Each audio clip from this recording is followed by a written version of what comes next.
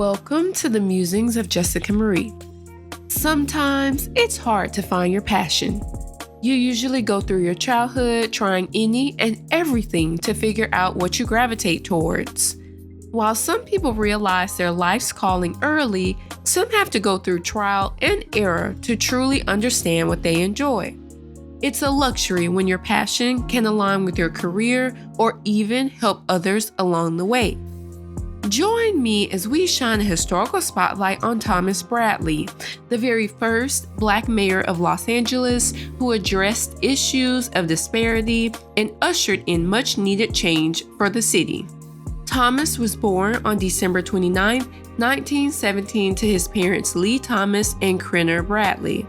His mom and dad were poor sharecroppers who lived in a small town called Calvert, Texas. As a way to give him and his four siblings a chance at a better life, the family moved to Arizona to pick cotton and then again in 1924 to the Temple Alvarado area of Los Angeles. His dad found work as a Santa Fe Railroad porter while his mom was a maid. During his school years, he was the first Black student in his high school to be elected president of the Boys League and the first to be inducted into the Amphibians National Honor Society.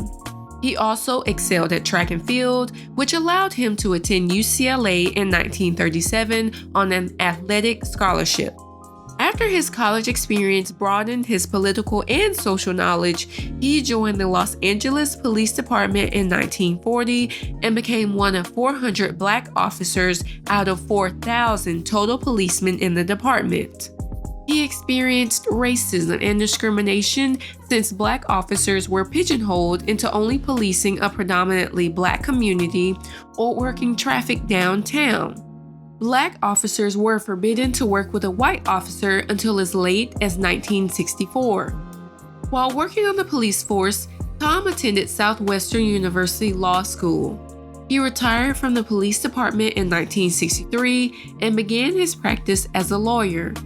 He also decided to become a president of the United Club, a liberal reformist group part of the California Democratic Council, and start his journey into politics. Tom became the first Black American elected to the city council after getting elected to the 10th district seat on April 15, 1963. He saw his position as a way to bring groups together and wanted to establish a human relations commission for the city. He stayed on the council for 6 years before choosing to run for mayor in 1969. He lost against the incumbent despite having significant endorsements from the Los Angeles Times and having a substantial lead in the primary. His name was smeared by his opponent, who questioned his ability to fight crime and insinuated that he would open LA up to Black nationalists. He struggled to get the support of powerful downtown business interests, but the redevelopment plan that passed in 1974 and inclusion of business leaders on influential committees helped him gain their backing. In 1973, he won the election and became the first Black American mayor of Los Angeles. He served for 20 years and made history by having the longest tenure. He helped develop the satellite business hubs at Century City and Warner Center, effectively contributing to the city's financial success.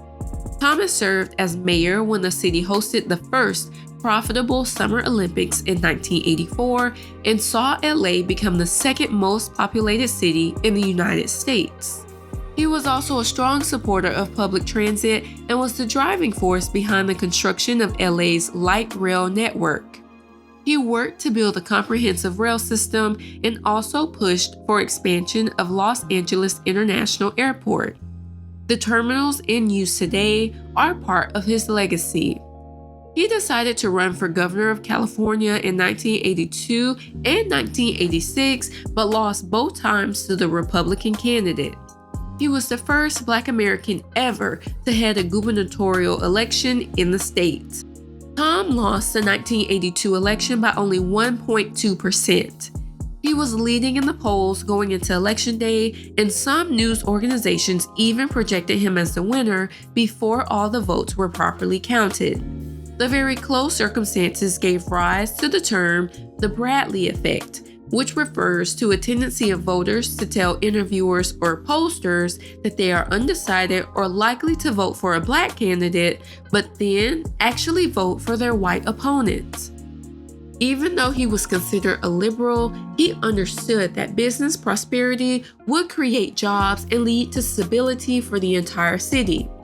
Initially, the voters agreed with him, but as air pollution and traffic congestion increased, commercial development threatened residential neighborhoods, and conditions in the Santa Monica Bay worsened, he lost support. The 1992 Los Angeles riots also tanked his approval ratings. He also alienated some voters after supporting a controversial oil drilling project near the Pacific Palisades and because of his reluctance to condemn Louis Farrakhan. Some of his key supporters lost their city council seats, making it even more difficult for him to accomplish initiatives. Tom decided to leave his office as mayor in 1993 instead of running for a sixth term. After his time as mayor ended, he continued practicing law and joined the office of Brobeck, Flager, and Harrison, which specialized in international trade issues. He was also active as a Prince Hall Freemason. He married his wife Ethel Arnold on May 4, 1941. The couple had 2 daughters named Lorraine and Phyllis, and unfortunately lost a third, who died unexpectedly on the day she was born. Given the racial implications of the time, the couple had to go through a white intermediary just to purchase their first home in Leimert Park, simply because it was an all-white neighborhood. In March 1996, Tom had a heart attack and underwent triple bypass surgery.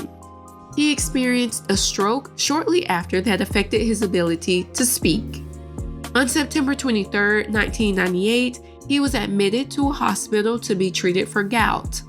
Unfortunately, he suffered another heart attack on September 29th and was pronounced dead at 80.